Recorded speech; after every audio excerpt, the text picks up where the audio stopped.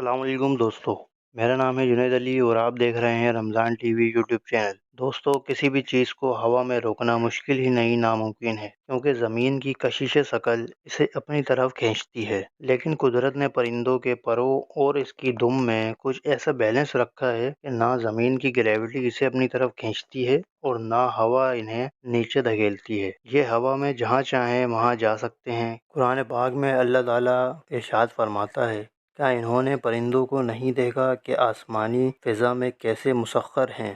انہیں اللہ ہی تھامے ہوئے ہے۔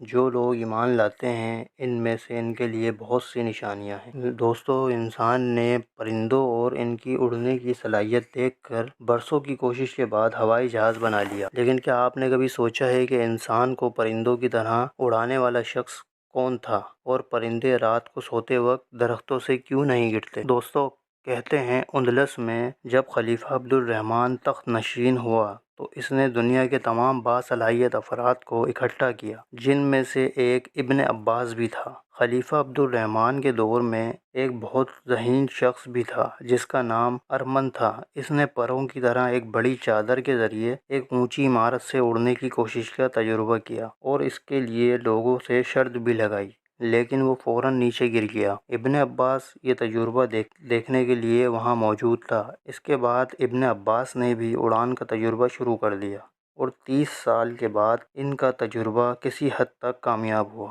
وہ پرندوں کی طرح ہوا میں اڑنا چاہتا تھا۔ اس نے کئی سالوں پرندوں کی اڑنے کی ٹیکنیک یعنی ایروڈائنامکس کا مطالعہ کیا اور ایک دن یہ اعلان کیا کہ انسان بھی پرندوں کی طرح ہوا میں اڑ سکتا ہے۔ جب لوگوں نے اس کا مذاق اڑایا تو اس نے خود ہوا میں اڑنے کا فیصلہ کیا۔ اس نے پرندوں کے جیسے 2 پر اپنے وزن کے حساب سے تیار کیے، پھر قرطبہ سے دور شمال کی جانب ایک اونچی پہاڑی پر چڑھ گیا۔ کئی سو تماشائیوں کے سامنے کھڑا ہو کر دونوں پروں کو اپنے جسم سے باندھ لیا اور تماشائی حیرت سے اس کی کارروائی دیکھتے رہے۔ لوگوں کا خیال تھا کہ یہ نیچے گرے گا اور اس کے جسم کی کوئی بھی ہڈی سلامت نہیں بچے گی، لیکن ابن فرناس نے تماشائیوں کی طرف دیکھا اور چھلانگ لگا دی۔ وہ اپنے پروں کی وجہ سے پرندوں کی طرح تھوڑی دیر ہوا میں اڑتا رہا اور یہاں سے تھوڑی دور ایک میدان میں بڑے آرام سے اتر گیا، لیکن اس کی کمر لینڈنگ کے دوران تھوڑی سی متاثر ہوئی کیونکہ اس وقت اس کی عمر 70 سال بتائی جاتی ہے۔ یہ واقعہ 9ویں صدی کے درمیان پیش آیا اور اس طرح وہ انسانی تاریخ کا ہوا میں اڑنے والا پہلا انسان ثابت ہوا۔ اس عظیم مسلم سائنسدان نے اپنے علم سے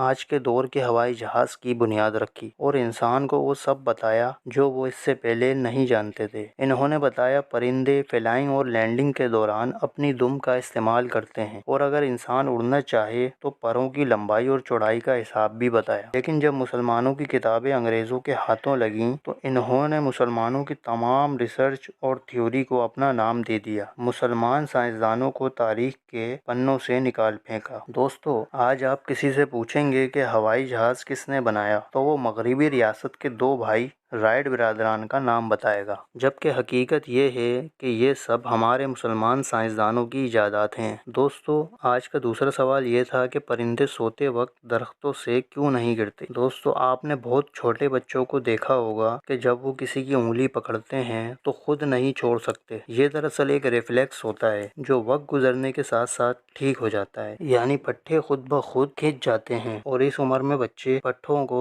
ڈھیلا یا کھینچ نہیں سکتے، اس لیے انگلی نہیں چھوڑ سکتے۔ پرندوں میں بھی اسی طرح کا ریفلیکس ہوتا ہے جو ساری زندگی رہتا ہے۔ وہ شاخ پر بیٹھتے ہیں تو ان کے پٹھے سخت ہو کر شاخ کو مضبوطی سے پکڑ لیتے ہیں اور نیند کی حالت میں وہ ان پٹھوں کو ریلیکس نہیں کر پاتے اور یوں وہ درختوں سے نیچے نہیں گرتے۔ دوستو، امید ہے اس ویڈیو سے آپ کی نالج میں اضافہ ہوا ہو۔ مزید ایسی معلوماتی ویڈیوز کو دیکھنے کے لیے ہمارے چینل کو سبسکرائب کریں اور لائک کر کے ہماری حوصلہ افزائی کریں۔ اللہ حافظ۔